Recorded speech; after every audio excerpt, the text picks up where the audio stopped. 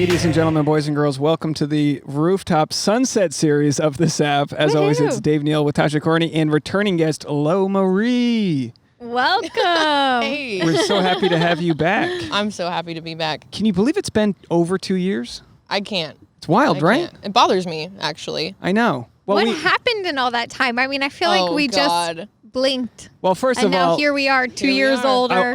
I'll say Same this. old You're bullshit. engaged. Well, What? yeah, I guess that's Everyone different bullshit. save yourself the time and go back to February 13th, 2018. That was the first time we chatted here with Lo. So go back, listen to that, and now you're back. Okay, so a lot's changed. Yeah, I talked a lot of shit about marriage last time, and now we're engaged. Did you? Yeah, and I listened back to the first 10 minutes. I said anyone who's getting married is an idiot. Well, here we are. Well, things change.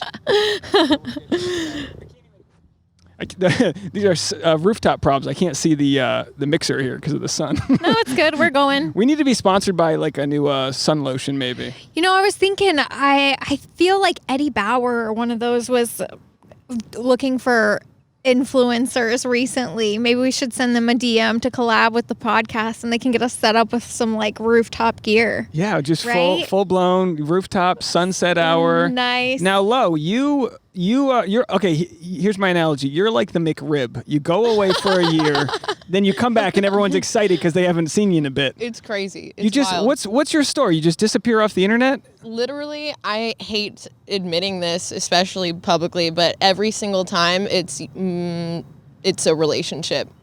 And I've vowed to not do that. Oh, really? Ever again. Why? Because Well, there were a few times when Instagram shut me down. I know I told you guys that last time for being reckless. I don't know. Whatever. But too much booty. Something. Having too much fun. Always getting in By trouble. reckless, I think you mean nudity. I think nudity. Who knew you couldn't post nude videos on Instagram? Is that what it was? No, it wasn't. It was whatever. just like getting reported too much or something for like too much side I think someone just boob. hated me. I think someone just hated me, and it was their life mission to shut me the fuck down. So it happened like 2 or 3 times. That's so ridiculous. Whatever. And so annoying because you know that doesn't happen to dudes. At least not on the scale that it happens to women. Not at all. But like men and women both will like make it their mission to like hate on a girl. I feel like it doesn't happen as much in the opposite direction. You see how she makes this a gender issue 1 minute into the thing? And this is funny because Dave actually was talking about his stalker problem today, which is a real thing. And that's also interesting because I feel like that is opposite of what usually happens. I feel like in more instances, women are stalked by men than men being stalked by women. Men get stalked. And the I fact think that women are honestly crazier. Like when they are infatuated, like I think they will. I know chicks in Probably down the middle college somewhere. I know this girl that my ex-girlfriend went into her other ex-boyfriend's dorm, cut up every photo they had, lit them on fire, and scattered them all over his dorm room. Okay, but that's just because women are more creative. Yeah, well, definitely. That is like pretty. That's pretty interesting. Yeah, men will punch a window, but women will like fucking scorn you for life. And I feel like generally women, like, you kind of have to worry about like violence. Like, I don't necessarily want to say that like all men will act violently, but I think it's less common for women to act like outwardly violently. Yeah. Like they might They're do not something gonna a hurt little you, but they'll slash your snaky. tires. Yeah, Well, they'll slash your tires in the dark. They'll cut up your photos. They'll like trash exactly. talk like you on the internet or Carrie whatever. Underwood song, you're taking a key to your 4-wheel drive or whatever. But she's not taking a baseball bat to his head. She's just taking a but baseball I bat think to my his stalker, window. I think, was in the military, and I'm not going to talk about it, but I will just say this: 2 people out of like 100 told me like I was bullying her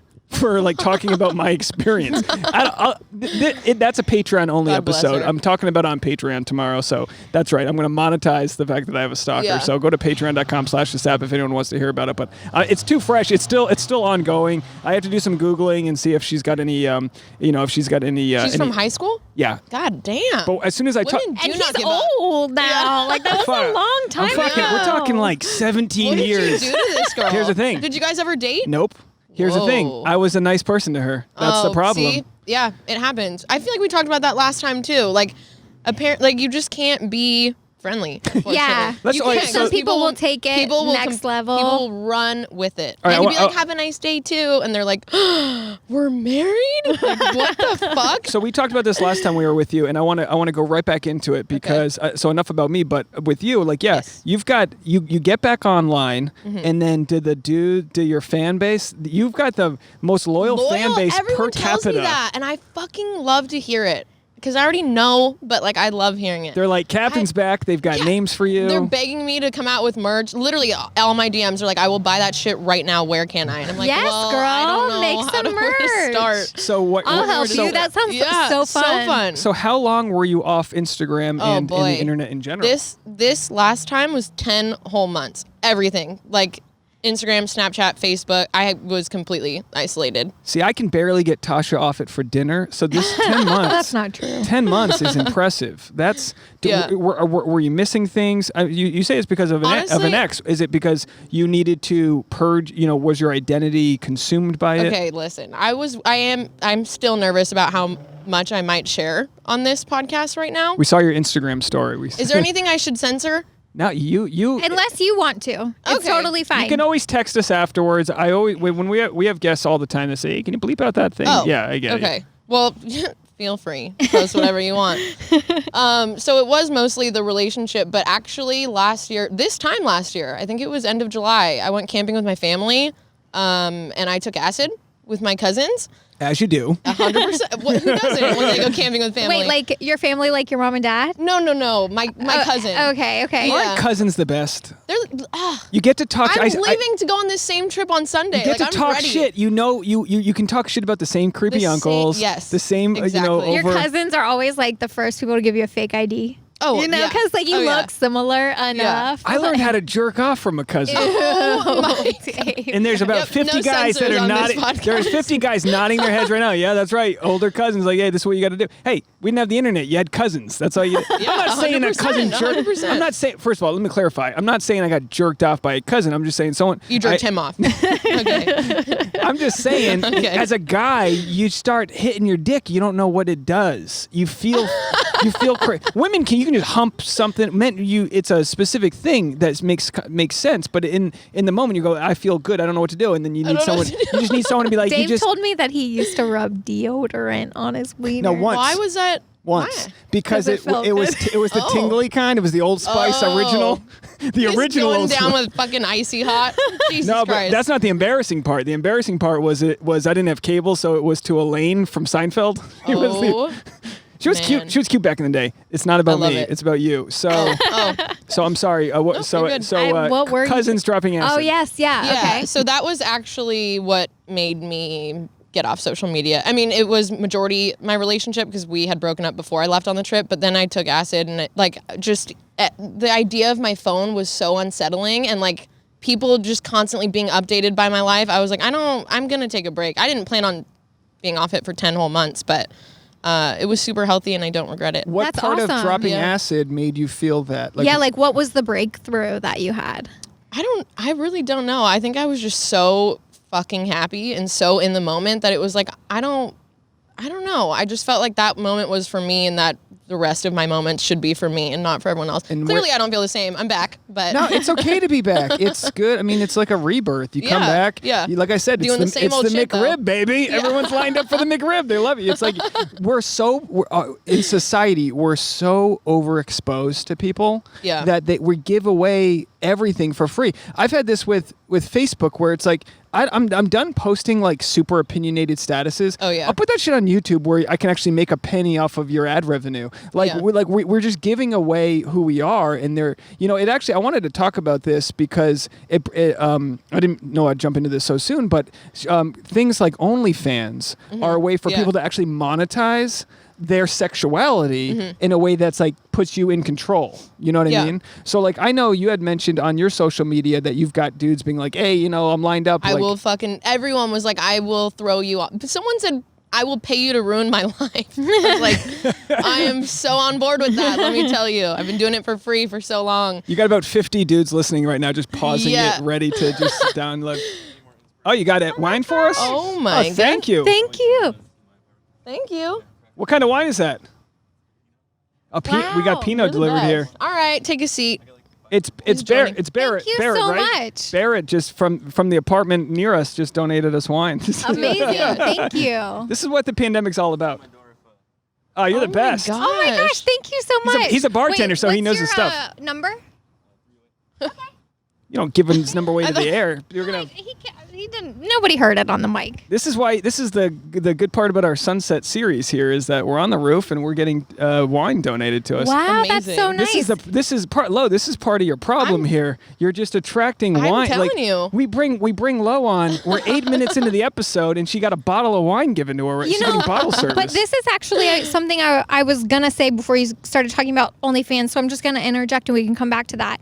You said like you want it to be for you, right? You want your social media to be for you. And isn't it funny how like the people who are very successful on social media, who are really like, I look at them like they're doing it right. Yeah. It's because they're doing it for themselves, or that they're doing it for themselves and for other people. They're doing it like very much with an attitude of like giving or service or wanting to give back to the community or wanting to share positivity, and like they enjoy doing it. Yeah. And when you're not enjoying doing it, when it feels like work, when it feels stressful, like people see that and they don't respond well to it. So it's interesting that like your glowing energy over here when we really did just get a bottle of wine from our neighbor, you know? It's like having that like confidence Tasha, and we positivity. didn't get the bottle of wine. Lo got the bottle of wine. I mean, it's only Radiance. your second Sunset rooftop podcast. Maybe this will happen all the time. No, but but- part of me wants to take credit. Well,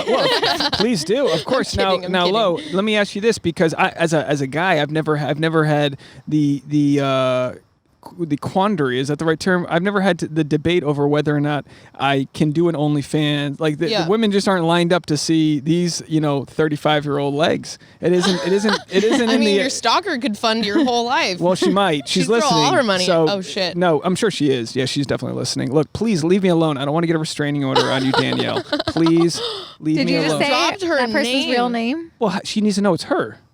I think Who she else knows. is it gonna be? Well, you think people are going to find How out many stalkers do you have, Dave? One, and her name's Danielle. Please leave me alone. It's too far. You mentioned my mom's name in a text message to me. I don't want to block her because You need to know the threat before it that's arrives. it. Yeah. So She's I blocked. like, I'm outside, and you're like, I need to know this. I blocked the notifications so I don't Yeah. get so, but like I can see like boom. Anyway, it's a whole thing. I shouldn't get into it. But with OnlyFans, like how does one? What's the debate that you're having in your head between doing what's right for yourself, like sexual freedom, being who I am, versus like knowing you can maybe make some money off of that? See, that's why I'm leaning towards it, because I thought about it a long time ago, but I was in a different headspace. I don't know. I really don't know what happened in the last 2 years, but acid with a cousin. acid changed everything. But no, people. It's mostly my followers that are persuading me into it, because they're just telling me like, do you have any idea how much money you could make? That's all they're telling me. Some guy was like, you don't even have to do anything sexual. You could literally do a bathing suit haul and get paid for that. It's true. It's crazy.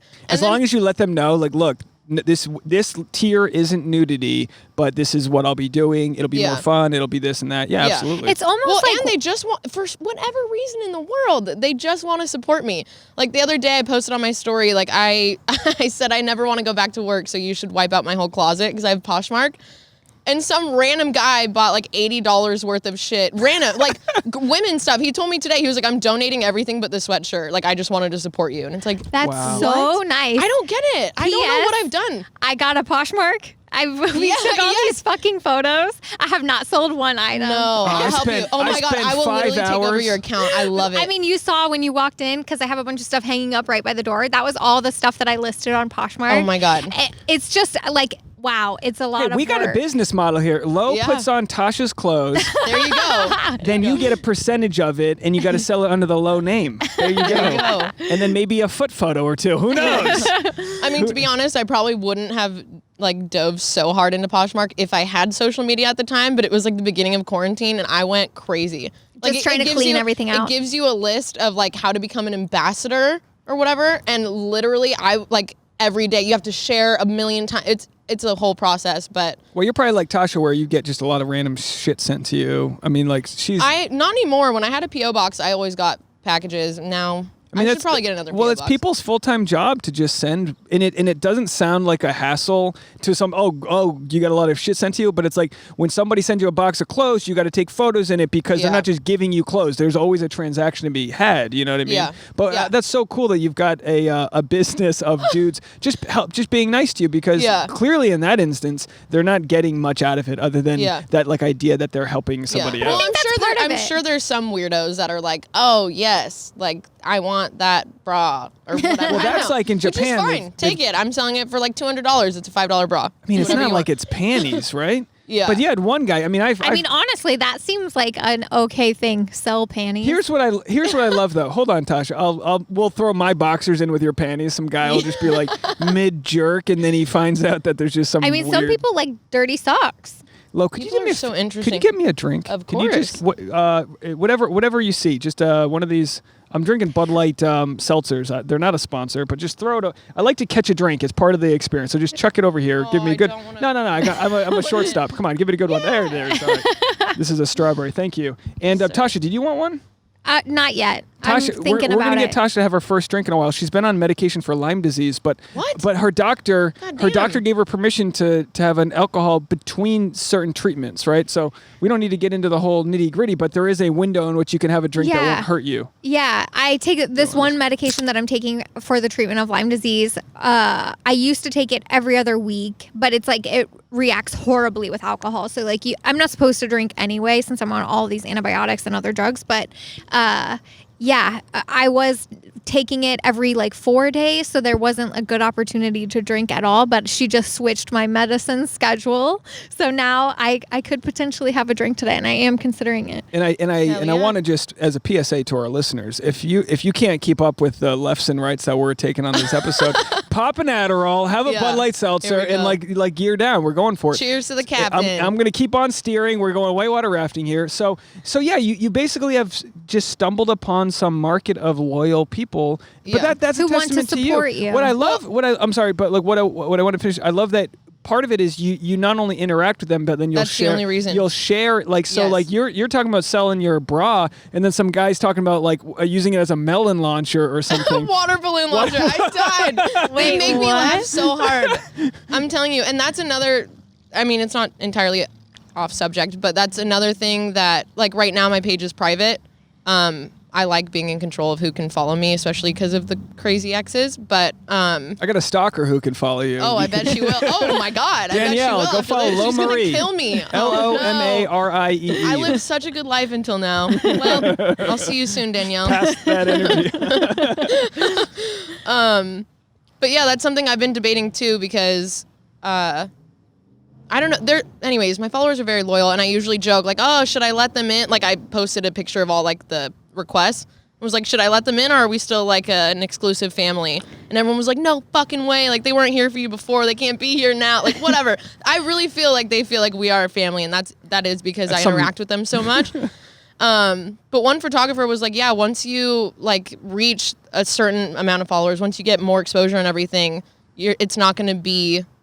I don't know what I'm trying to tell you guys right now. I totally get it. You can't always treat people that way at a certain point. Exactly. Because it would take your whole day to message everyone back. And then here's what happens. And then all the people that were here from day one are going to get overlooked because I'm like, it would just be flooded. So I don't mind. I actually lost thousands of followers. I think when I got off Instagram, I was at like 73,000 and I'm at like 66 now. I literally don't care. I really don't care. Yeah, that's okay. And I actually manually removed a ton of followers a few weeks ago because I was like I was just, reading about Instagram and stuff. And somebody said like removing fake followers or what do they call them? Ghost followers. Mm-hmm. People who like used to be on Instagram but aren't anymore, who aren't active anymore, or all these. How do you like, know if they're not active anymore? Well, you have to like individually go in. It's like so time consuming. You have to individually click people's profiles. But I didn't realize how many like bought followers I had. And I've Instagram never wiped them out a long time ago. Right? Or Well, I thought they kind of did that. actively do. Yeah. So I think that's part of the reason why, you might wake up one day and have 200 less followers. Like maybe they found a bunch of bots. I think those people hate my stories because they're not all like nudes and whatever. They're usually like funny DMs or like random drinking You videos. ever like post a photo and lose 100 followers and you're like, fuck you too, guys. Fuck you too. Yeah. Well, that's the thing, like with people posting like Black Lives Matter, they lose followers. And then you have to really look at yourself and go, it's not about the number of followers, it's about the positive engagement. Yeah, Yeah, exactly. exactly. And not just engagement numbers, but like really, like do you feel like your followers are a community? Like Yeah. how positive, Yeah. how wonderful is that to think that like, oh, this is my crew. This is my small crew. I swear. And that's why, honestly, Instagram is for me. Like they have no idea that like they give me fucking life. And they always tell me every day, like, God, you're whatever. Because I really talk to all of them. Someone the other day just sent me like his whole story for the last year and how awful it was. And I replied to all of it. But I do like the community aspect of it. And that's why I don't want it to turn into a business. Like, and that's why I'm considering an OnlyFans, just because they want to throw their money at me. I'm like, okay. Well, I got to tell you, it's not a bad idea. We've got the Patreon, and we've done it now for probably a year and a half, and it adds up. We're at 22 people, which isn't a lot, but 22 people put their credit card info into a website, download how nice an is app. that to know? Like, they really desperately want to be a part of this. It's been probably 35 to 40 people because they come and they go. Yeah. But we've got Michael, who's new in Mexico. He joined the soap tier, which is $50 a month. What But he doesn't even want the soap yet. Michael, as soon as you're in the States, we'll get you the soap. I offered to ship it to him. He was like, "Nah, don't worry about it." People just want to give when they have the means to it. It's amazing. They know that we're not like a big deal. They know that but so to have that small loyal listenership and viewership out there, it's something like one lady, Deidre found me through my Bachelor recaps. She's a nice lady in Georgia. You say it wrong every time. Deirdre? Yeah, you do. Sorry, Deirdre. I really fuck it up every time. But they're all over the map, and I go as much as I want to be the podcast with a $40,000 a month Patreon. The joy that I can interact on an individual. We had Laura. Shout out to Laura. She sends me an email. She goes, I don't know if you remember me. I'm one of your Patreon members. Laura, I remember you. I know everybody who's a Patreon member. Are you kidding me? That's awesome. And she you goes, have 22 of them. But I'm kidding. No, you're right. I mean, it's like. But yeah, that's when you like have. But she goes. A couple years ago, you talked about micro needling. And which is funny because I did it 2 days ago. I've only done it twice, but basically it's when you go somewhere to do it. No, I bought it for like $10. I used to do it. It is probably so overpriced, but anyway, it's just these tiny little needles that you go over your skin. Yeah. And I think guys have a lot thicker skin, literally. And I've got these two like scars that you literally do it over your skin, and it releases more collagen or whatever it does. And she said that because she heard it on this podcast, she went to get micro needling done, and it's helped her acne scars. Influence you have. Yeah, even if it's one person, I love it. But so those are the fun stories that if we were blown up, I probably wouldn't be able to acknowledge to appreciate that on that level. So I appreciate I would love to blow it up, but there is a benefit to being at this level. But then there's also, when people interact with you, there is this sort of like entitlement ownership aspect where like, if you don't get, like, do you have people that if you don't get back to them right away, they feel like you owe that to them? Does that exist? It's really rare, and I just block them. I'm like, if you think that like I owe you anything, you can just fuck right off, because I have so many people that are just stoked that I'm back at all. Yeah, because you need to add that foundation of mental health to be cool for them. You know? So it's nice. It's smart of you that you knew to get off social media. Was that a recommendation from someone other than just you dropping acid? Acid told me to do it. So you just knew this is not serving me right now and get off. Yeah. Would you do that, Tasha? I mean, maybe. I go through phases where like I just straight up don't post for a few months at a time. I've never like deleted my accounts or anything, but I've just been like, nah, not feeling this right now. Yeah. And that happens a lot. I'll go through like valleys and waves. But we have this with Tasha where my moral fiber is probably, it's different than Tasha's. I'm always like, look, Tasha, it's like she'll post a photo and go, why isn't it performing? And I'm like, the photo where you could see your nipple got 40 times the amount of likes. Like, there's something about, so as a guy, I'm always like, look, I get it. You need lower butt cheek. You need these weird little things that a photo does better. If you have got you must know, you must know what your all-star photos are that are just geez, that did well. You know what I mean? Those are the only ones on my page right now. I have probably hundreds of photos that are in the archives, and I can put them back up when I want. No, OnlyFans. Oh, OnlyFans. You're right. Yeah, you're right. We're gonna make you rich. The funniest part to me about OnlyFans is my sister is mad at me for not doing it. My sister. You would think that everyone would be like, you're better than that. But my sister's like, what the fuck is wrong with you? If I was your size or if I looked like you, I would fucking be making money off it. And I was sold. And you really can dictate what you want your content to be. 100%. Once they subscribe, they're fucked. I'll just post a picture in a regular t-shirt and be like, dude, I'll tell you what. I would never. You post a photo in a regular, you could make, both of you could make you could wear this rug in the right lighting. Let's do it, Tasha. Let's do it. But that's what it is, and it's just it's there for you if it's something that you're okay with. If you're not okay with it, conversation over, no big deal. But if it's something that brings you joy, then. Well, the way I see it is this is shit I'm already posting. Yeah. This is shit I'm already posting. My friend G, she has a ton of followers. She replied to my story and was like, I'm not kidding, that could have made $2,000. You're crazy. I was like, well, we talked to what? Right before we went on air, we were talking about Paisley Laura. Is that what she still goes by on Instagram? Yeah. Paisley Laura. Yeah. So that's how Lo, you're more friends with Paisley, right? Than I think I met both of you at the same time at Arsenic. Oh, okay. Oh, you met. Okay. Yeah. So Paisley was on our podcast years ago, and she was like, "Yeah, the whole world's seen my tits." She had I love it. Because back a couple of years ago, Instagram stories, people were sliding a tit photo here and there. Especially at Arsenic, it was happening. And I was the only one getting reported. I don't get it. I've seen especially now, all the magazines, not even just Arsenic, but I will see something and I'm like, they are fully fucking naked.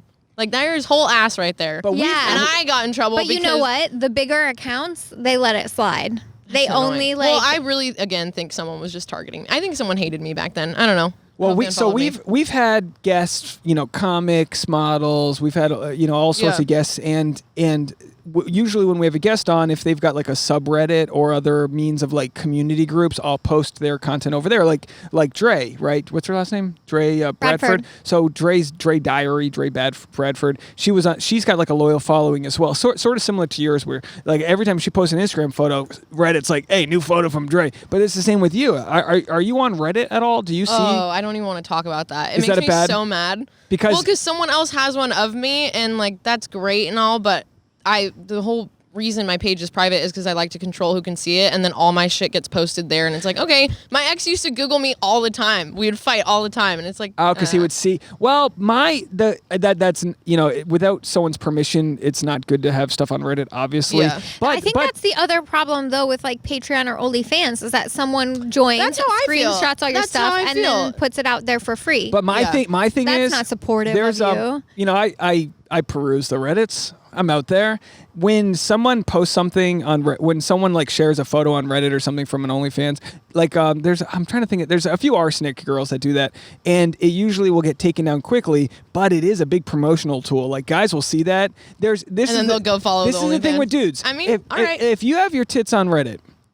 There is someone somewhere got something. It might continuously get. I know Dre had this problem. She was outspoken about it, where she had done some photo shoots, and I don't know who the photographer was, but he had dramatized not to release these photos, and they got and they did, and they they come from his memory chip. So it happened, guys. Dre, so. She would get so pissed and get them taken down. And that's way too far when someone's please, stop harassing me by leaking. That's obviously unlawful. Isn't that illegal? Yeah, I'm pretty sure involuntary porn. Can't you No, absolutely. But I don't think that I think in general, police don't really do anything about that. Well, you have to sue them or something. They get the photo removed, and then what you see, and again, I'm not saying that this is a thing that anyone should yearn for, but then they click on the photo and it says photo not available, and then it's and then dudes are so fucking thirsty that we're where can I find this photo, and they end up you can just toss that Bud Light over there, we'll get it later. Oh, you got it.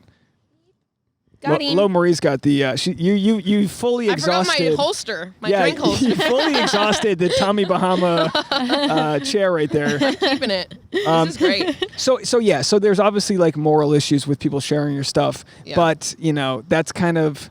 They are getting better at taking it down. It is illegal. It used to be that people would just share their, revenge porn, I guess is what you would call it. The kind of beautiful thing about having like OnlyFans or Patreon or private Snap or whatever is that you really do, like, as much as there might be people who are screenshotting and reposting You're still getting paid. You're still getting paid and you're really taking ownership over, like, my body, my choice. Like, I don't know, for me as a woman that comes from like a very conservative background, and I know that I have like implied nude photos out there, and I've typically been like, I share what I want to share. But chances are you've got nude photos. Absolutely. That like there could be a photo that I don't like, that I'm not proud of, that somebody has out there. And like you take, it's almost like taking the power back. It's like, this is me now. This is me looking fucking banging. Like instead of the ugly photo that you're embarrassed that you guys about, saved from 5 years ago. Let me ask you this, because listen, no dude is throwing out your photos. No dude is throwing out your nude photos. They're out there.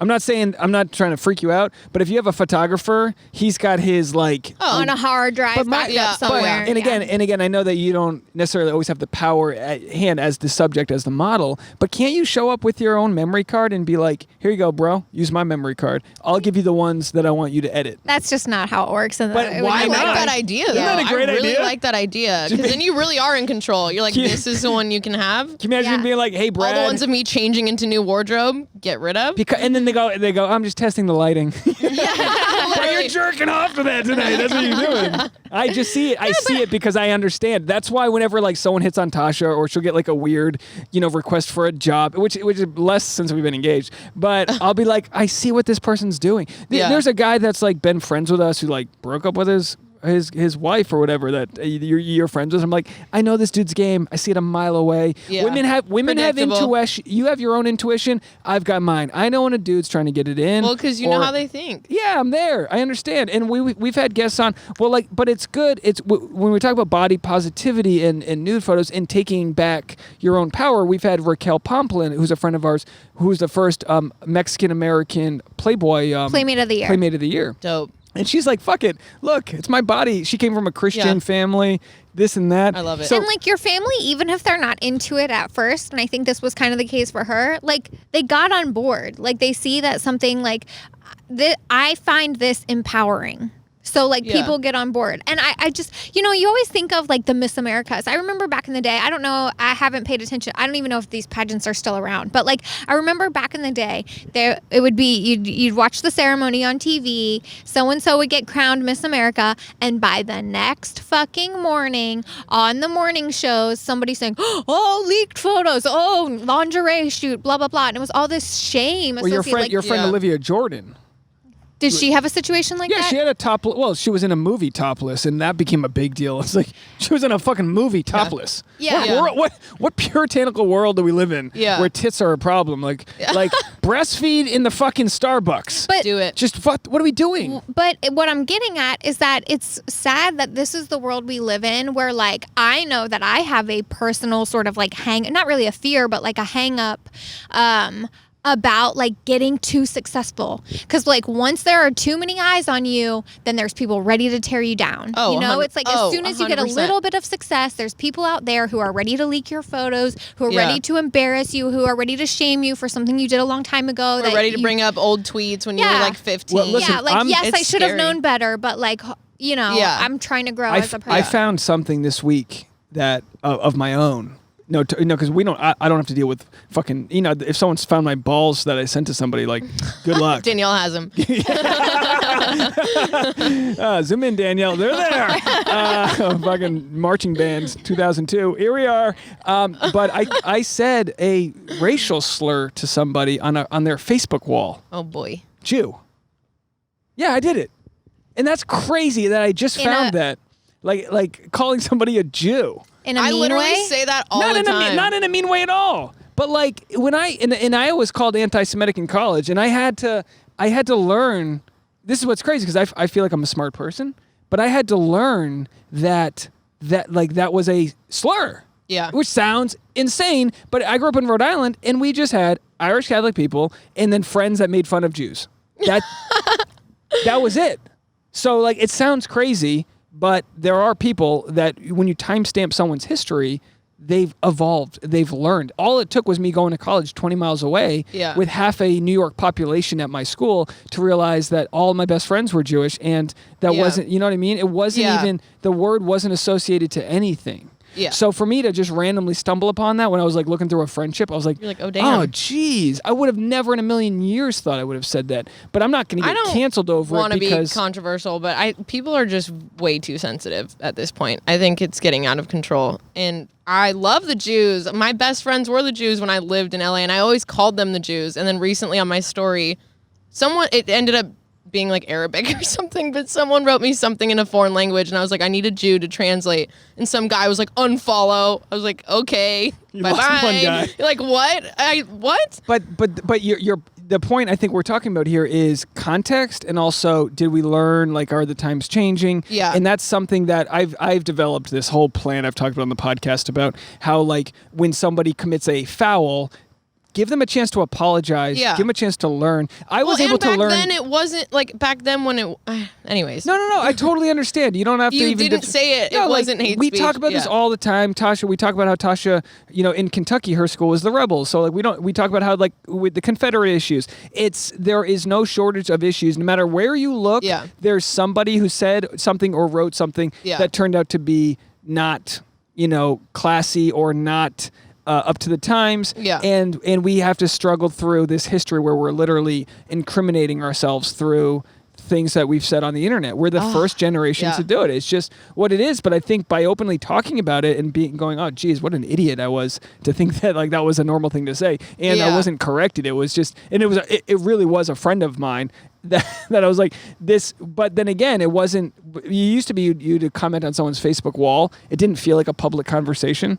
That's how you could. There was no private messenger. Like, this is between us, but it's definitely like in the feed. I was hitting on everybody on their Facebook walls. That's the only way you talk to somebody. That'd be like if you're. Yeah, they didn't used to have messages. No. Yeah, Facebook only had one photo, your profile photo. They didn't have photo albums. They didn't have messages. They had your photo and your wall. So here's what you can do now. Tasha, how old are you?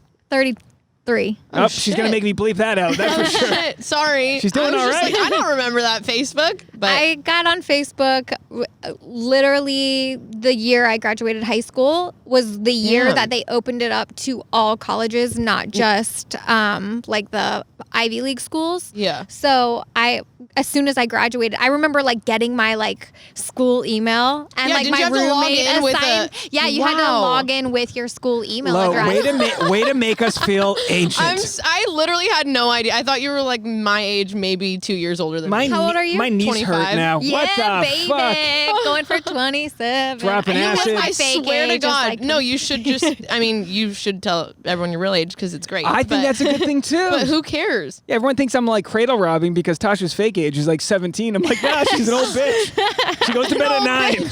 I definitely thought both of you were under 30, so just cheers to that. I will cherish that moment and clip it and save it. So I think I mentioned this on the podcast, but it was hilarious and it made me feel so good. It's kind of like when you get ID'd at the restaurant or whatever. So I actually feel bad for this person. Apparently someone was, what is it called? Not catfishing, or maybe catfish. I don't know. Was using my photos. Yes, and like catfishing. Yeah, and on Reddit, through Reddit, and so apparently this person was like putting up their photos and messaging these guys, and they would exchange photos or whatever, and then this person would extort them for money by saying that they were underage, and like a few people fell victim to this. Holy and so shit. Then this one person tracked down the real me and was like, "Is this you?" And I was like, this is not me. He was like, are That's you my on photo, Reddit? but that is not me. I was like, Yeah. I'm on Reddit, but that ain't me.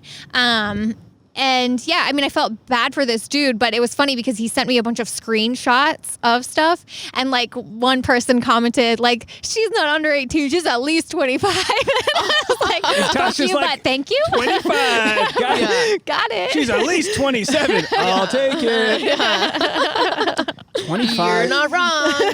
Wow, 25. Yeah, when I joined Facebook, I mean, the truth is I was a virgin till Facebook came out. So I don't know if I'd still be a virgin without Facebook. I mean, statistically, I lost my virginity Facebook came out my sophomore year. Why of college. did you lose your virginity to someone you wrote on their wall? I said, "Hey, Jew," and then they.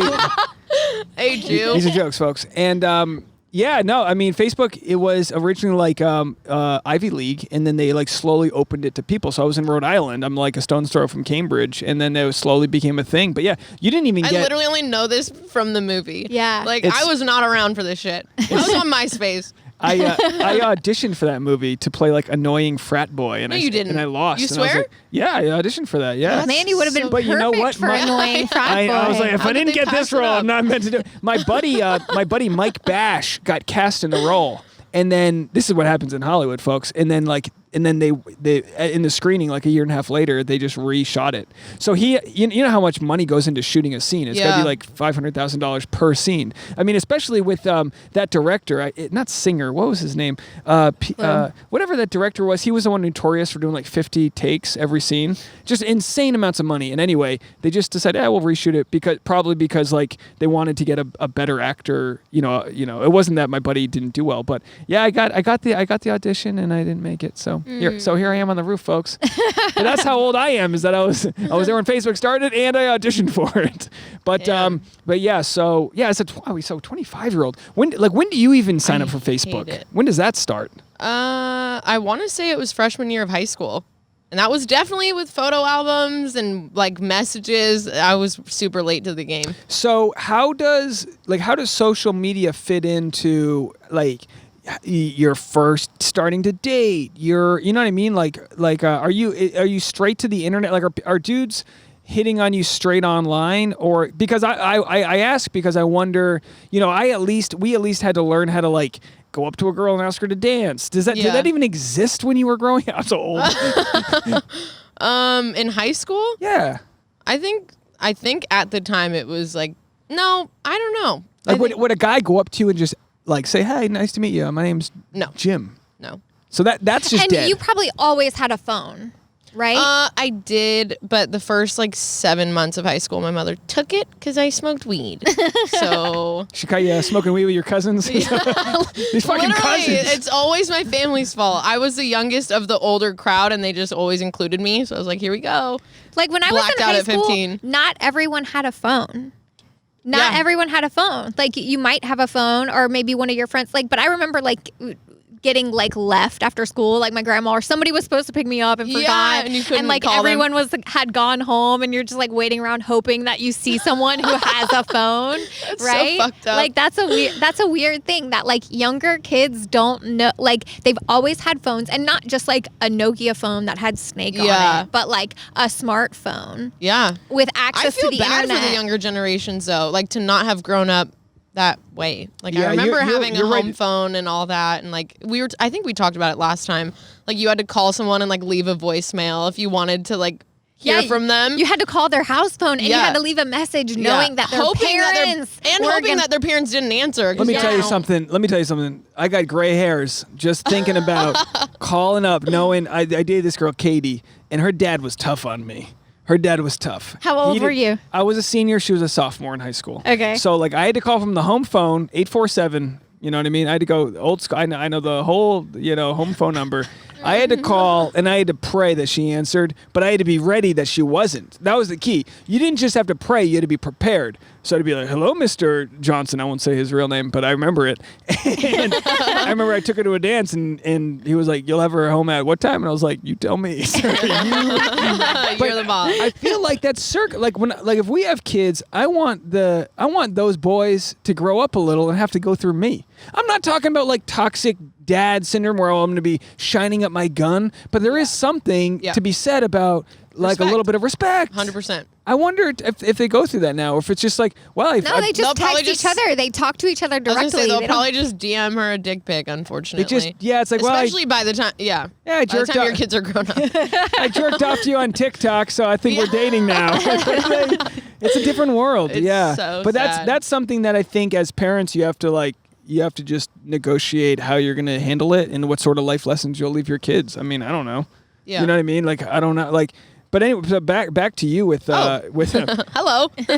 I could go all day Here I am. nostalgic about my fucking dating woes in high school. I love it. I never experienced those things. Well, hit up Danielle. She's got all the info for you. She'll let you know. So you get kicked off. You leave Instagram because of an ex. Where are you now with your relationships, with your mental like foundational vibes?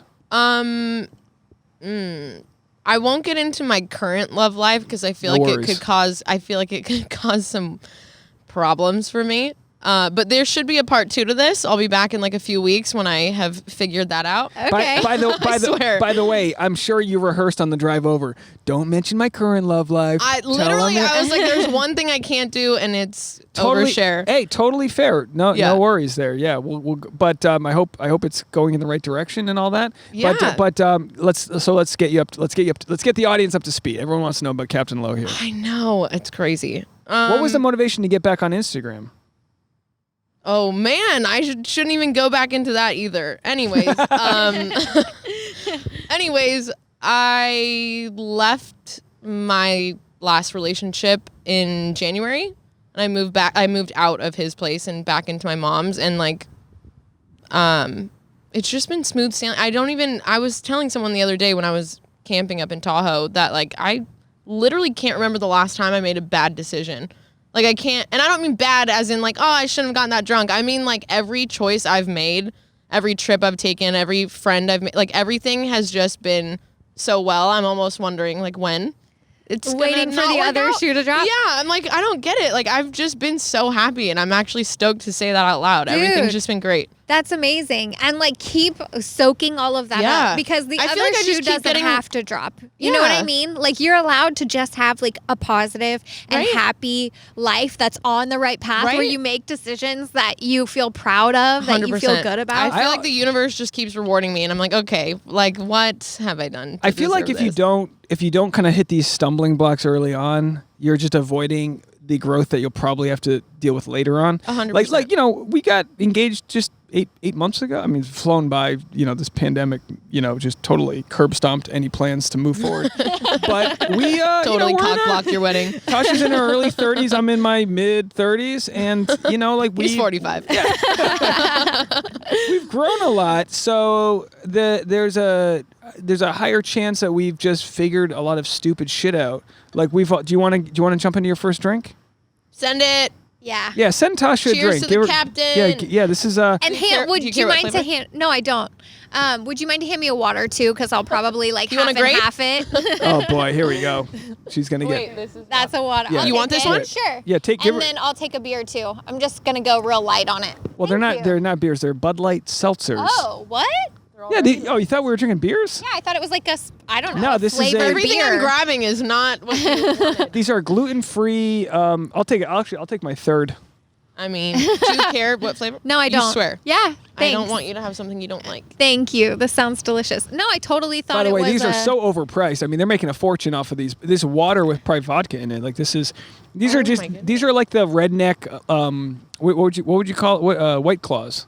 Yeah. White Claw. Yep. I never even had a White Claw. Yeah, toss it over this way. Jesus Christ. So is this 3, 4? So I don't know. Do you have enough for a third? Thank you so much. I don't know, but if I don't, Dave can run and get us some refills. A good idea. Yeah, we got more downstairs, but also we've got this donation from apartment 301. Oh yeah, well, but we don't have sleeping cups. over tonight, guys. I'll be honest, Lo. I've never seen this generosity here. We've never had a neighbor come talk to us before, but it's because the universe keeps rewarding me for being a happy, loving person to everyone I encounter. Well, that's why he gave me wine. You guys, I don't know. No. He's got the full credit. There is something to be said about getting yourself in the right headspace. I always look at it like stocks, right? You want to be as high performing as possible because that's your highest value. So you get your stock to a place that you're actually happy and loving yourself, you're going to get a guy that's at that level. If you're a piece of shit, whenever someone's like, oh, my boyfriend's a piece of shit, my girlfriend's a piece of shit, it's like, look, law of attraction, it equals out. 100%. They're a piece of shit, but you probably are too. And I don't, no, but you are. I just got out of a shit relationship. Thank you for that. No, but you probably learned. Hold on. You know, like You're a piece of shit, Lo. Grow up, buddy. I know that like when I get in a funk, it is so hard to claw myself out of it. Yeah. You know, like sometimes you just like you're having a shitty month and it turns into a shitty 5 months. Yeah. You know what I mean? Like it's like Tasha, it spirals out of control. And actually, open the beer. give me a second. No, I mean, it's a big deal. You're interrupting me. Actually, okay, we have been watching this show alone, right? Dave's upset because we are all caught up, and now if we want to watch the most recent season, just we have binged to 6 pay seasons. for it. I love it. But anyway, we were watching season 2 of Alone, and there was this one guy who actually ended up coming in second. He did really well, but he had a very negative energy, like at the beginning of the show, and he kept getting fucked by nature. And it's just interesting because the people who do well consistently on this show, it's a show where like they drop like off Survivor. I was people. like, you gotta film me. It's like Survivor, but you're alone with a bunch of cameras, so you film yourself, and everyone's competing. Whoever lasts the longest gets $500,000. They drop these Simple. people off in the Damn. wilderness. Yeah, like whoever naked and lasts. afraid. But Except exactly. clothes. Okay. But Yeah. he's like, man, these fucking mice. I'm gonna kill this fucking And then he'll mouse. like bump his head on a log. But it's hysterical. You Yeah. laugh because you're seeing this guy just like having a full breakdown. Yeah. But he really went through like a lot of self work and like had a lot of breakthroughs, and he was like, I've got to change my mindset. I've got to, you know, Yeah. and It's all you about can tell perspective. that this is a guy that like wakes up every morning, hates having to go to his job, hates this, Yeah. and it just like breeds into this whole life of hate Yeah. and sorrow and feeling bad. Yeah. But I know that like that's a risk for me personally, and probably for lots of people out there, is like you start to like have like a couple things go wrong or just not great, or you're in a funk and it spirals out of control into this big bad thing where you're like not living your life right, you know, like you know that there is something bigger and better meant for you out there, but you just can't quite grab it and can't quite tap into it because you have to change your whole mindset, and it's a practice. It really requires reframing your thoughts, reframing your words every single day. I've grown to hate like victim mentality.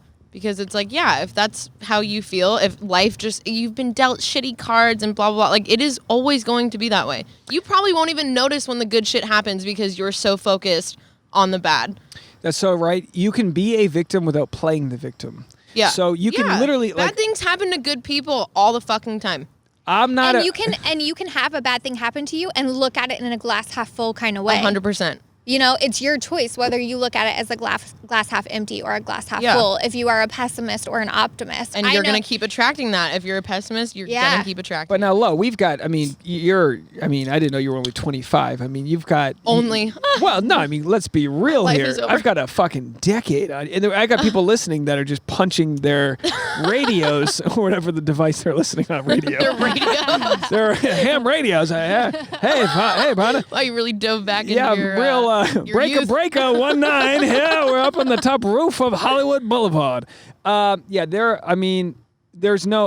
young compared to somebody else. I'm ancient compared. I'm on TikTok. I'm fucking ancient on TikTok. I get it.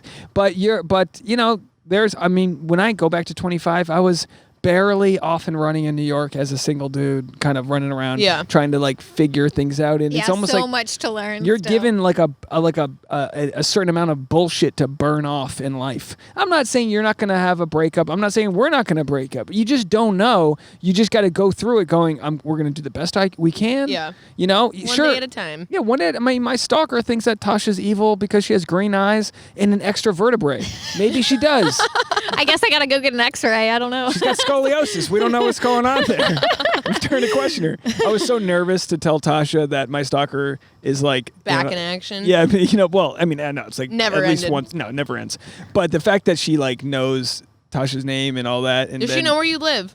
Well, here's the scary part. Well, my old mailers I used to send out accidentally had my address, but she's on the East Coast, so I'm not worried about it. But, So you think? Yeah, no, that's She's what downstairs right now.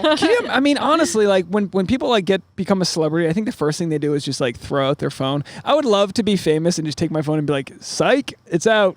Yeah. If you know me, you'll find a way to get in touch with me. Yeah, they have True. to change their numbers like every 2 weeks. Celebrity, they just like constantly have to change their numbers Now, and have somebody read their comments on their. That would be the key, is if we could get to a place where I could have like an assistant reading comments and going through all that. But currently, like with YouTube, we post videos on the videos on YouTube. We had a video go viral recently that for like negative reasons, and we got we had about 1,500 comments just bashing us. Mostly me, bashing me mostly. Yeah, a lot of women haters on the internet. Yeah, because well, of the green eyes. It's I thought it was the extra vertebrae, but who knows? I mean, she's got a long spine. You guys should do an Instagram poll on it. Why do you hate Tasha? I found the funny comments, and we did a video like reading the mean comments that were still funny, because a lot of them, I mean, there's still like 40 that went straight to spam, because it was like, you know, if you say "fuck you, whore," or "bitch" or whatever, it has like a block. Yeah. YouTube has its own but block. These people get creative and they still sneak in. But I mean, but for me, I'm at that place where like responding to the comments, not in hate. I just go, "Hey, man, thanks for commenting. I'm sorry we disagree." But for me, that's part of the algorithm, so I'll just respond anyway. But the video got like 60,000 views overnight, and like it really just didn't do well. But that negativity was enough for us to.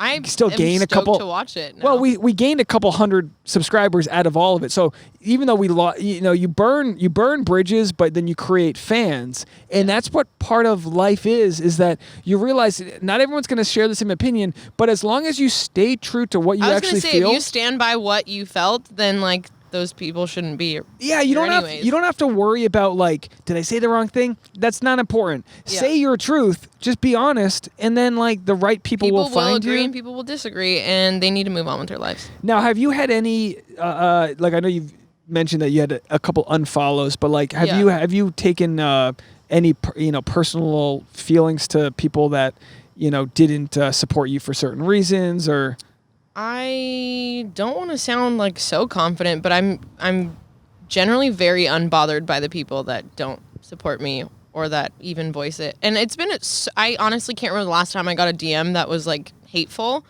But even when I did, I would screenshot it and post it on my Instagram, because I was like, look, I'm not going to pretend everyone likes me. And I usually was laughing. So if they said something mean, I would screenshot it. And then my followers are so fucking loyal. They would go like bash that page. And that person would like deactivate their account. This is very... I have like a herd. I have a whole wolf pack. Well, I love it's funny because the internet provides anonymity. And I think a lot of people like feel comfortable saying mean comments that they would never, ever say in person, right? We have so many, like there's a million people that I work with that I'm related to that have differing like political opinions. And I think only ever once in my life at Christmas Eve dinner have we gotten in an argument with someone over differing like opinions, right? Only once in my life. Every other time that I've had differing opinions with somebody, it's been a polite, respectful conversation, right? 99.99% of the time, polite, respectful conversation. We walk away still liking each other, still. Yeah, isn't that funny that was my first time with you for Christmas, and I was ready to fight this dude. I was in the right. He was a nut job. We were both outsiders. We were both like the in-laws, and he was just, I was like, look, we're not talking politics right now. Yeah. And Tasha, even though her family's Kentucky, they're very liberal, and they were kind of like... But they're all too polite to engage, but it was just like a very awkward and from not across the kind table, I was like, bro, we're not doing this. He's like, have a beer. I was like, no, we're not doing this. Like, it's not going to end well. But yeah. Anyway, but the point I was trying to make, I forgot, was... But it's about parlaying the negative into a way that's like, good for you. Well, and that, like by holding a mirror up to somebody's bullshit. Yeah.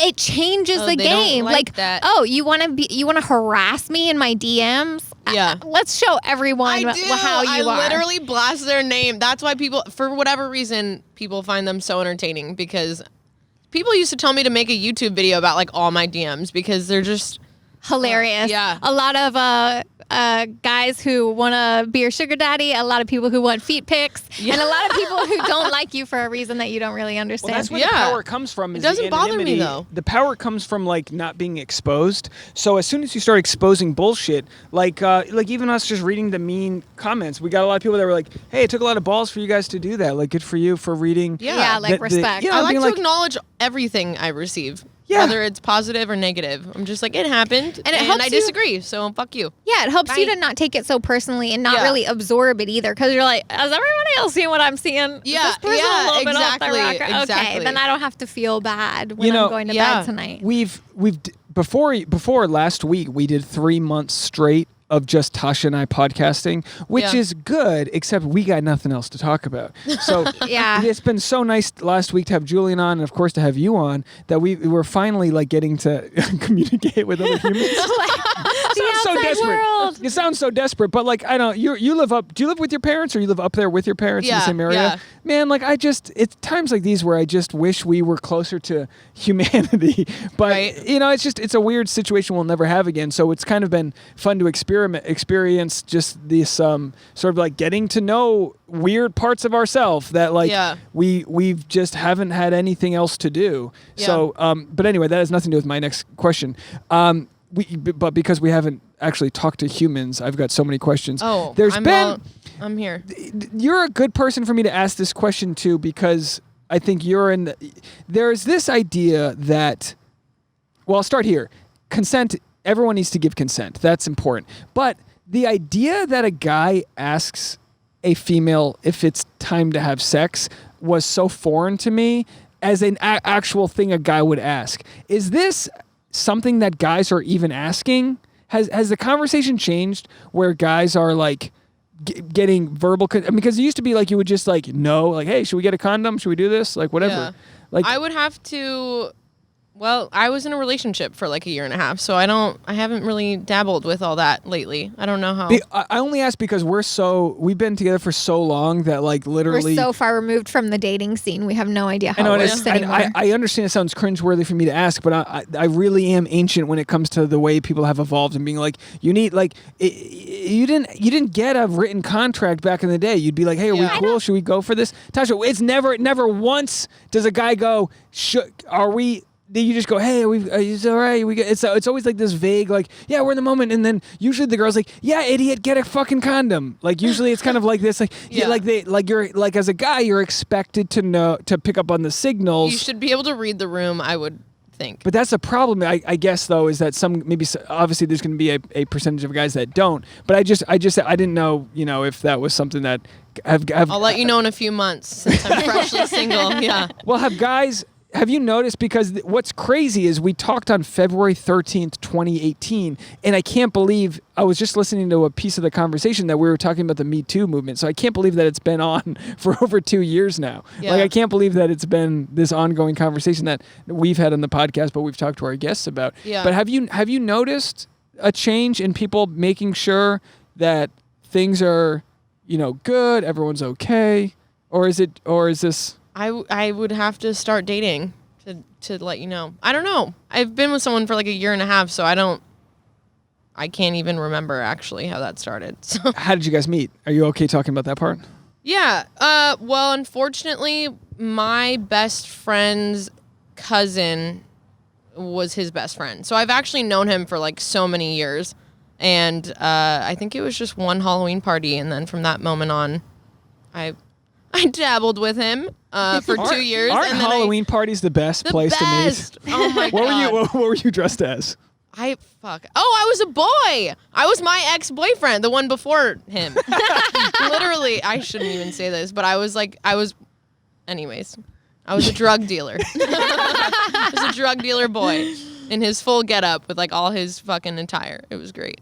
That's hilarious. Yeah, and That's that's a when nice- he wanted to kiss me. I was like, That's a great circle of life. If that's not the perfect, I hope you guys get married so that story comes out on your wedding night. Oh no, I was dressed as an ex. Yeah, I was dressed as. I was an ex. dressed as regret. And this is Dressed what it as got regret. me. What was he dressed as?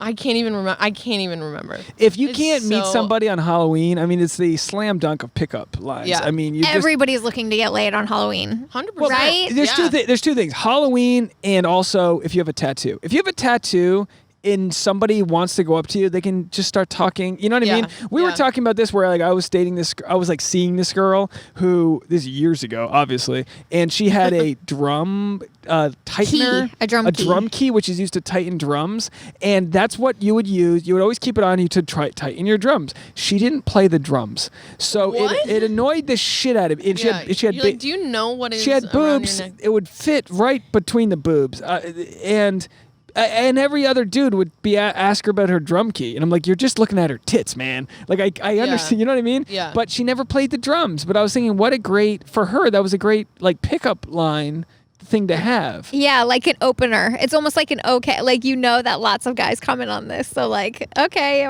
if I'm single and looking for attention. But you guys are both in the same boat where as women, as good-looking women, you don't need a thing for guys to come up. You almost need the opposite. You know, like we were saying before, you need to like a baggy sweatshirt, 100%. Your headphones in at the grocery. You guys would not recognize me in public. I promise. Yeah, 100%. What's your going out what's your Starbucks outfit? My any outfit, it's always an oversized whatever. It's either that and leggings or like baggy pants, like fucking flip-flops. I'm so cheap. I have become so the queen. cheap. I have these fuzzy sandals that I got that I absolutely love. Actually, the brand is Emu, however you say it. It's like they're sort of like knockoff UGG brands, I think, but they make these amazing flip-flops that are so cute and fluffy. And I started wearing them all the time to fittings, just because like I want comfortable shoes and fittings and quick slide in and out. And now they've just become my everywhere shoes. Yeah. And I like wore them to the grocery the other day, and I was very much dressed down. I was like in sweats and sweatshirt and no makeup on because I haven't worn makeup all quarantine until today. I put this on for you. Ooh, I put this on for you, but my sunglasses are covering. Tasha had, I'm sorry, were you not finished? Well, I was just saying, like, I had a moment with myself, like, girl, you maybe have taken this a little bit too far. You're like, I am maybe. so comfy. Wow. Does the diamond ring stop guys? Have you noticed a difference? Because back before I proposed, you had like that dude who hit on you in the frozen food section. Your tits were out. You know what I mean? And like you remember, you know what I'm talking about? That guy that was like aggressive with you. Following me around the grocery. Of course, I wasn't there. I find out afterward. Yeah. That's a problem. It's like this never happens. You know, it's like guys shoot their shots. It was like after the longest day of work ever, and I like finally got my bra off in the car, and then I drove past Avon's and like remembered, oh, we're out of water, whatever. I was like running in to get, and I have never regretted so hard being braless, just like this creep in the frozen food section. But you've got permanent hard nipples. That's not true. Your nipples are harder than. Do they look hard right now? They're probably going to be there until the wind's blowing. It's just, I know. Hey, look, it's just everyone's. Some people have, you know what I mean. It's just a thing. It's not. I'm not shaming you by any means. I'm just saying between you with walking through without a bra on. Again, I'm not victim blaming. That guy was probably like, damn, what the fuck? No, I think it's the same as like your situation. Food section. That's why her nipples were hard. Some people just like don't have any sort of like, I don't know, filter. Like they're missing like a little something that's like, oh, am I being well received or am I being a creep? Like they don't make that. They don't make that distinction. No social cues. Right? Well, men, like for me, like my single days, you'd always want to hit on a girl at the gym or something. All these places that women are always like, no, why would you ever want to hit on me there? And it's like, well, because you look. When you really break it down, it's like that you look the most like you're reproductive. Like a guy wants a girl. When you break it all down, that's why if someone dresses like seductive or at the club or whatever, it's just sexier. It's like that's. It's kind of how birds like do their little shake and they put out their like pretty feathers. Yeah, and of course in this instance you weren't trying to do the bird shake, you just were, but you haven't noticed that the engagement ring has like deterred folks? Well, I literally haven't been in public or anywhere near men in so long that I don't know, but the other day when you had me run into that Brazilian coffee place, you got hit on that day. He was the guy who might be the shop owner, I don't know, he was running the register. He was really nice, really informative, really helpful because I had never been to this place before. I didn't know the menu or anything. And he was just like being really friendly, but not in a creepy way at all. And it wasn't like getting to that level where I felt like I was being hit on. But then he was like, where do you and your husband live? Like wanting to know like if we were in the neighborhood. And I was like, oh, okay. You're like, a studio apartment. It was just like one of those things where I was like, it was a minute away from maybe like me, but I'm never going to see this person again. I'm just picking up a meal. So who cares? Like it's not bothering me to try and like shut it down or whatever. But it was funny that I was like, oh, okay. He noticed. And like, it was still chill. Let me tell you, Lo, the power that I feel when I can talk to people and them know I'm not trying to fuck them is something you'll never understand. Like I've known. Are you excited to get a wedding band? No, well, I'll get into that. Hold on. No, because I've got no tattoos and no rings, nothing. So I'm just annoyed already at the thought of just something clinging around. Because I'm gonna eat some. I've got a sugar addiction. I'm gonna get bloated. It's the first time I ever washed my face with my ring on, I like hit myself really hard in the nose, and I was like, fucking shit. But we've dated for 6 years, so like I've always mentally known that we're together, and that's that. But for women to now know that I'm engaged in my community within stand-up, female comics, I do think if I'm on stage being like I'm engaged, I'm talking about this, I do think there is this added trust that people have that like I'm not a slime ball.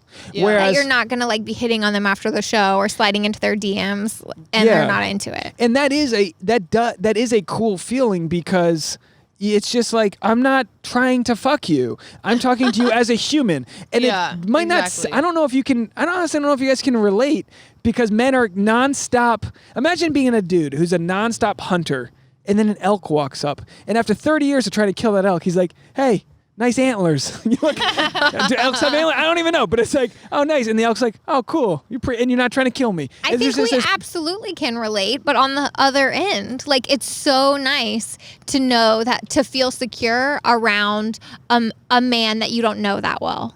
Like to think that they're in a committed relationship or just like they're totally giving you the I'm not trying to fuck you vibes. Like it's hard to overtly, like we should all have a sign that's like, not trying to fuck you, happily taken or whatever, because it's comfortable to be around someone and not have to wonder if there's other motives. And it's also nice to know that like you can be attracted to somebody, or you can think they're pretty or good looking or whatever, or funny or whatever. Yeah, and not worried about like that it's going to escalate to anywhere. It's just like a mutual like, oh cool, we get along, we're cool, like good energy like that. But I've had trust issues. We've all had these issues. Do you find past issues coming up? Because all we do is bring our baggage to the next flight. You know what I mean? Yeah. Like until you work through it, I guess. Yeah. Like, have you learned anything about yourself with your own trust or your own jealousy issues or your own, because we're all timestamps of past assholes. I feel like you have to elaborate because I'm so confused. I've dated girls that were kind of like overly wondering where I'm at all the time and this and that. So a lot of times I'm almost taken aback if Tasha's just chill. You're like confused. But I've also dated girls that also like made me compete like subconsciously with other guys, and that fucking was horrible to deal with because like I when you think you're competing with someone else, you're just like you're gonna get the most bullshit version of myself if I feel like I've got to compete with another guy over you. You know what I mean? Yeah. So like, have you noticed any toxic history creeping into your current relationship? Like things you've learned from your past shitty, like getting over your past shitty relationships. Is that what you're asking? Yeah. Lessons learned. Yeah. I'm gonna have to say no. I don't think so. I don't even know where I'm going with this, but no, not like my ex is not an issue. If anything, I'm just stoked that I learned all those lessons because I think I know which red flags to look for now. But I learned a lot from my relationship, so I'm glad that I'm not like the toxic, raging alcoholic that I was either. It definitely was.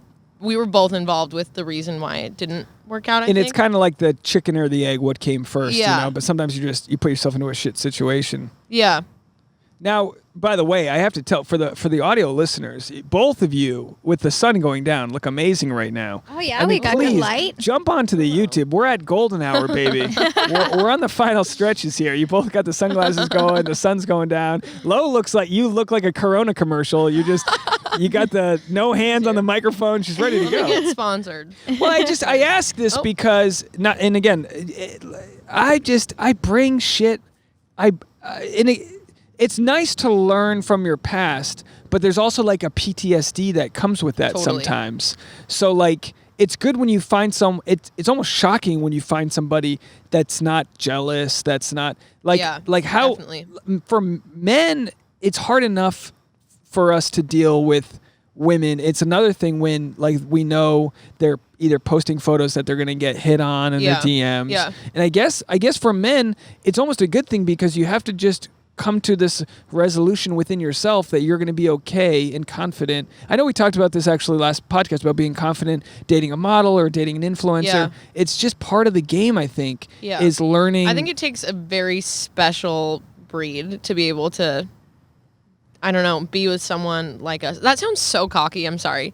No, it doesn't. I don't mean it like that at all, but I do feel like I would never want to date me. That's what I've said to everyone. That's what I've said to everyone that I have dated. Like, look, I understand because I couldn't do it if it was the other way around. If the guy you were dating was like a male model or like an influencer and had lots of women in his DMs. Well, and I just wouldn't even be attracted to that type of guy. If like every day was like a new selfie, like morning with my flat tummy tea, like okay, ew, I can't. But I think it takes a very special breed to like stay confident and feel secure and like listen to what you're saying and how you're feeling, as opposed to focusing on like all the comments in your pictures and stuff. I don't know. Has the quarantine changed dating at all for you? Have you learned more about yourself by being, by taking away? I learned. Well, for one, I'm so fucking content with my own company. Like, it's just so weird. I feel like so many people were like, I miss doing this and I miss my friends. And it's like, dude, I never want the pandemic to end. I've never been happier. I'm not even kidding. I love being at home. I swear to God. I'm like, I love getting my direct deposits from unemployment. And I love sitting at home with my cat. Like, I never want it to end. Yeah. I love the lack of traffic. I love just picking up food and going home. And like, summer camp for introverts. Yeah, literally. And staying at home is like you doing a service to the world. And it's like, what the fuck? Who's going to complain about this? This is the best thing that's ever happened to me. Dave's type hates it. My type loves it. Oh my God. I never want to leave the house again. I've done a real solid job. I have my first stand-up show on Sunday night and I got to do a lot. I got to do a lot of time. I forgot how to do it. I don't know what I'm going to do. Yeah. All these, it's like it's an outdoor. You're gonna be rusty. If people, I would promote it, but the listeners, this will come out after the show. But like, I think I'm going to go do a mic tomorrow night at somebody's like backyard pool where we'll all just sit around the pool and just get that muscle going. You better sit 6 feet away from everybody else. No, but I'm not.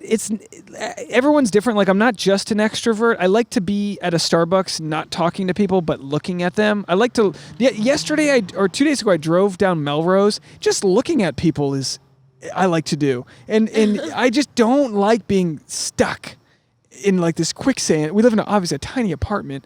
It's been tough. But also, it's nice to be able to work someplace that's not also like your couch where you watch Netflix or where you sleep, So much I'm sorry. I was just going to say I've literally not watched TV since like April. That's amazing. I literally and that's hate probably why you're doing TV. so well. I think so. I'm so fucking content just being alone and like either listening to music or whatever. I'm actually lucky in the sense that like I live on a dirt road and like the neighbors are very far. So like I have not felt suffocated once in this quarantine. I feel so at peace.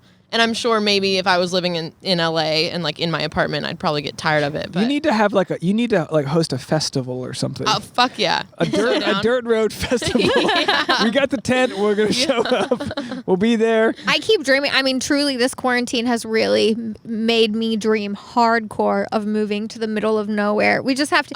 My goal is Oregon. I want to be, or anywhere north, honestly. Oregon or Washington, anywhere like in the trees. I want to live far from neighbors. I want a ton of green because that's the one thing that my current situation lacks. But I just want I want the pandemic to stay forever. Yeah, so, we just need to figure out how to make money. Getting paid. Yeah, I was like remotely. OnlyFans. I'll literally do an OnlyFans and I'll just stay in my house for the rest of my life. Dude, that sounds like a plan. Just in Oregon. They're like, oh, another nude photo in Oregon. Great.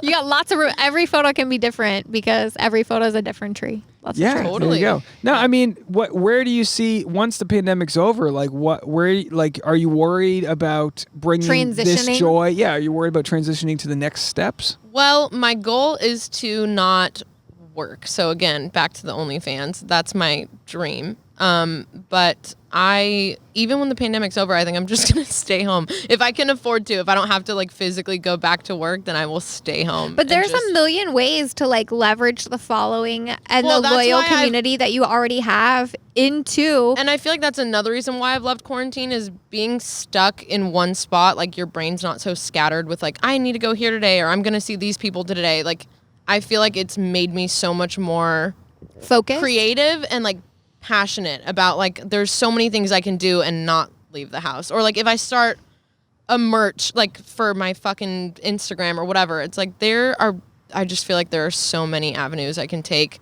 where I won't have to physically go to work every day. And if I do go somewhere for work, it'll be like picking out the t-shirt for my picture on it or picking out like I don't know.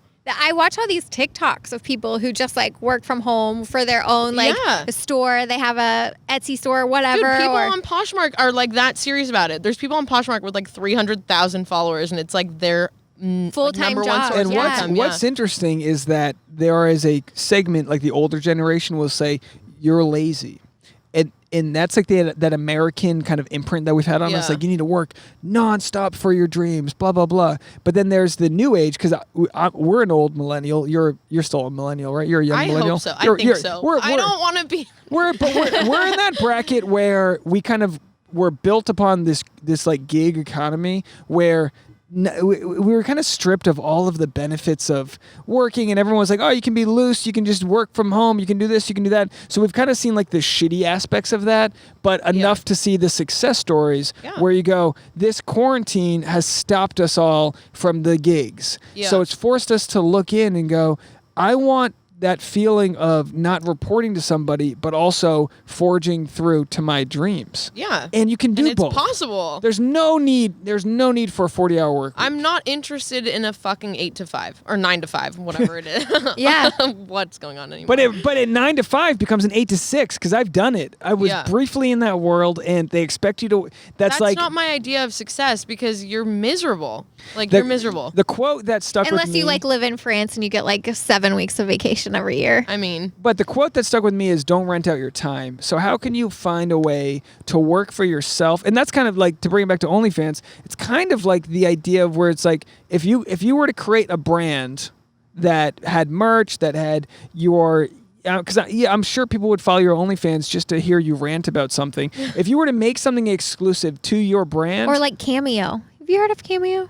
It sounds familiar, but like a lot of celebrities are on it. It's like you send personal messages, like video messages to people. That's awesome. But it's the idea that you can sort of take out the middleman and go. I mean, they still obviously take like a small percentage, but you can go straight to like your fan base, and then you start to wonder, well, what do I want to provide my fan base? Yeah. You know, like a lot of people, like I don't know if you know like Tina Louise, but I love her. She went from like nude photos to owning a vegan taco place. Really? That's I didn't even know that. USA. That's awesome. Yeah, she owns it's like right down the street on Melrose. It's called Sugar Taco, and it's all vegan. That's so cool. Yeah. So that's because she was passionate about the vegan movement. You know, she's big at like anti-animal cruelty and all this, and she was able to take her passions and go because she had her own. The same thing. Yeah, I mean, go work over there. Go. No, I meant the sweater, but yes. Well, we'll get out of here in a second. No, but I told you it gets chilly at a moment here. But I'm not uncomfortable. But. Yeah, it's an interesting. I said, basically we're gonna look back at this pandemic. Obviously, we want everyone to be healthy. We want everyone's family to be healthy. Yeah. But when it comes down to it, people's lives will it's almost like if a tree gets hit with a lightning rod, that lightning rod will show up in that tree's history for the rest of that tree's life, right? We will forever moving forward have to look back at our past and see what happened because of this pandemic. And a lot of what we've done, I mean, this is going to sound really stupid, but was it yesterday? we bought a dry erase board. Or 2 days ago we bought it. it, but we hung it yesterday and populated it because we've been really trying Dry erase board. to focus on our goals. And just like we were talking about, it's for me, I really have felt a lot of discontent the past couple years just with work. I mean, modeling, working in LA, it's a grind. It's a grind. And like, yes, I know that I am truly blessed to live in this city and to be able to do what I do and make a living doing it. But I feel like I'm phasing out of that part of my life. Yeah. And You've been very hard on yourself. well, I'm just looking for something different and my priorities have shifted. I want something different. I want to be able to live in the middle of nowhere. I want to be able to support myself without having to drive around to a million different what's your clients every passion? day. Well, traveling, which is completely get shut paid. down. Travel blog. Exactly. So But not yet. we made a, you know what a Venn diagram is? You know, like we're going back to like high school math here. We made a Venn diagram. My circle is I'm a storyteller. Tasha's circle is traveling, and in the middle is storytelling. Like, we want to be able to tell our stories, which is like what we do through the podcast. Sick. But also, like, yeah, I mean, I'd love to be, you know, in some random town, going to some taco place, miking us up and doing like What our a own. great place to people watch. You can tell your stories. She can take her pictures. There it You is. guys are gonna live Danielle the can dream. follow us, our stalker. It's a whole situation. But it's the idea of creating the life you want to live. Our friend Erica Wernick, who has been on the podcast a bunch, she's like her handle is Hollywood Success Coach. Yeah, she's a motivational. She posted something today about like find out what it is you want to do in life and treat every moment like you were that person. Yeah. Because a lot of times what we do is we set these limitations like, well, if I had this, I would do that. If I had X, I would do Y. And the thing is, if I had the time, I would make a travel blog. I could literally talk about this for days. Yeah. I love this subject. And the idea is, it used to be the simple saying, dress for the job you want, not the job you have. Yeah. But the idea is there, and that is like what we're doing with the podcast. If we talk to people we want to talk to, if we sort of shoot up to like the level, that experiential level of people that are living their dreams, doing what they want, being their authentic self, that's that we will rise with them. And that's kind of what we've been all along. But without being too hard on ourselves, the dry erase board is like symbolic of like getting that shit on the board. We're going to do this on these days. Yeah, having a plan. Existence. Yeah. These are our deliverables. That we're going to do this video every Thursday. I'm so glad I didn't bail from The Hangover. I swear. Were you going to bail on us? No, I would never. But if it was a shoot, I would have been like, listen, I'll hit you up in 4 years. we'll get out of here in a second here, but we get everyone flakes on everything. We've been bailed on. Yeah. You know, there's no ego when it comes to it. But like, we actually were really excited to talk to you because one of the you know, in our brainstorming sessions very recently, we were like, we need to have guests on that want to talk to us. I'm not saying we have guests on that don't want to talk to us, but you want people that fuck with your vibe, and I will be here once a week. You guys let me. I swear to God, I will talk for days. Get the Bud Light guy to show up. We got wine delivered. We're ready to go. But do you know who it was that even told us to get back together? Somebody said they started listening because of you. Yeah, some girl. It was the coolest thing. I was like, what the heck? She was like, I literally found you from them, and I'm like, you.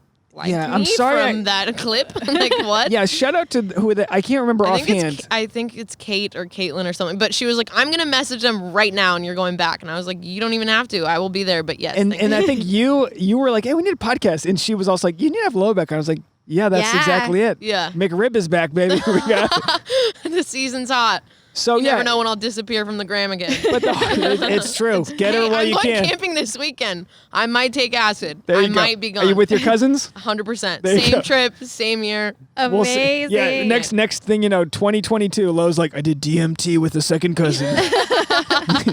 The hard part is with creativity is having this framework that we look for. When you ask Tasha, what do you want to do? It's so hard to know what it is that the second that Tasha gave me any sort of vibe of what she wanted to do, it's like, okay, I can work with this. We'll make a website. Yeah. We'll do this. We'll do that. For me, I've been lucky to know what stand-up is and what I want and just be funny, tell jokes. Well, and there's also a well-defined pathway there for some of these like creative pursuits that people in our generation are, you know, trying to like feel their way in. There's not a well-defined path. There's not like a do A to get C. Like you have to kind of work it out, and there's a lot of like ifs and funny things that happen in the in between. Now, aside from any like establishing a commune in Oregon, which we'll gladly go up to, Hell yeah. Is there anything that's like it's almost like with when you submit to colleges, like do your safe school and now do your amazing school. Your like, dream what's school. your dream? Like, what is the dream for Lo? I was just going to elaborate on that. I feel blessed to say that like my problem isn't that I am not passionate about anything. I think it's that there's like there's a million things I want to do that I don't know what to focus on. Or a And I million feel things so you lucky. could be happy doing. Yeah. Multi-goal syndrome is what it's called. Really? Yeah. Is that Yeah. a thing? It is absolutely a Dude, thing. that is me. I'm like, I don't even know where to start because I want to do everything. I want my own lingerie line that's completely different from like the merch for Captain Lo. I want a Slingshot, coconut slingshots or whatever you said. water balloon launchers. What? Sorry. I keep getting Watermelons, coconut. You're like really thinking about fruit. Sorry about that. Water balloon launchers. 100%. Well, but yeah, like I think if you just Google like how do I navigate multi-goal syndrome, you'll. I will probably do that when I get home. I'll probably do it on my drive because I hate focusing on the road, which is awful. I literally don't know how I get places sometimes. I got all the way to Tahoe and was like, I didn't look up once. Oh boy, the drive to So dangerous. By the way, I know. Did you take the? I want a podcast. I swear, I'm telling you. Yeah, Sorry. we'll get you started on a podcast. I don't even know where to start. But Yeah. listen, it's okay. No, but so you've got big goals in life. But they're so vast and like confusing because it's like I want to do lingerie, but I desperately want to flip houses. I want to have my own interior design business. It's like across the board. I'm interested in it all. You know what's beautiful about this? The moment you're sharing this, we're looking at the sunset. I know. Isn't this nice? This is why Yeah. we aim to Meant end. to be. We went long. We aim to end right at sunset. So Yeah. as you're sharing your goals, we got the sun Yeah. setting behind the Hollywood Hills right now. I would say this: find out what the biggest, most important thing that you have to do is. And find a way to make that happen. I Yeah. mean, honestly, it sounds crazy, but Or you do the Dave Ramsey method. You do like the snowball method, and you do the most accomplishable goal first. Well, the easiest Do- one for me, it would probably start with OnlyFans, and then it would probably work its way into having my own lingerie line. Yeah, because While that's I'm where you still get active on funding Instagram. to Yeah, like but start that's a your great flip way houses. to. They call it the snowball, right? Yeah. You like start with the baby thing. That's like the little snowball, and it rolls into a bigger ball the and a easiest bigger to ball. access the soonest. Lowe's lingerie. There it is. Lowe's Double lingerie. L's. I mean, it really is. Good luck. But really, leap in the net will appear. Start making it happen. The idea behind these people that they're ready to support you regardless of you having a tangible product for them. So the fact that like true. you could get your OnlyFans. OnlyFans. You Just- should sell it. That's my new website. That's a OnlyFans. slogan. Oh my God! Can we start selling flan? You want to go straight? Tasha goes straight to desserts. I mean, OnlyFans. Multi-goal syndrome. OnlyFans as a shirt is hysterical. And it's just great. flan instead of tits. OnlyFans. I'm making it. We Do have it. to make it. By the way, did you have any of your drink? Yeah, I've had like half of it, and I have to pee so All right, bad so congrats, because I haven't had a congrats beer to in a while. Tasha for having her first alcoholic beverage of 2020. Of 2 years. She wasn't. Damn. Well, you had. I'm honored to be a part of this. And again, I want people to know it wasn't like you were an alcoholic who couldn't drink. You were on antibiotics for Lyme disease. So you should do an OnlyFans just for your Lyme disease there. You could get a fan base there just to help you. Tasha, what would you do? As far as like she's got Lowe's lingerie, OnlyFans. OnlyFans. Duh. We need to get a whole sit. Like, are you like what would your? Because Tasha actually went to school for fashion design. Oh. So she's got the Singer. You got the Singer sewing machine. She's way more qualified to do fashion and doesn't do that type of stuff. Like, what would you do As a what? as a business? You know, I don't know, but I have told you. I saw this guy on TikTok, I think, who like goes to like. So what do you call them? Like secondhand stores, and like just picks out things that are cute that can be upgraded. So he'll get like vintage sweaters or whatever, and like turn them into like sweater and scrunchie sets. Like a crop sweater and cool. scrunchie set. And I think that's a really cool idea. If I was going to like launch a clothing line, it would probably be like loungewear sets. Nice. And like I will be your scrunchies. first customer. Yeah, like fluffy, like terry cloth. Yes. You know, There you go. So Lo will I'm have on board. Lo will have this sexy lingerie, and then when you've got the boyfriend long enough, you don't need the lingerie. You can come to Tasha's loungewear, where when you want to binge a sexy Netflix show. lingerie under your fluffy sweatshirt. So I know you don't have the OnlyFans to promote now, but where can people find you? Just the Instagram or? Just actually, it's just Instagram that I reactivated so far. So LoMariee, LoMariee, two double E's. Yep. And thank you. First of all, come back anytime. I will. Whenever I'm free tomorrow. Just kidding. If you ever feel comfortable, never shut up. if you feel comfortable bringing the boyfriend ever, he's invited too.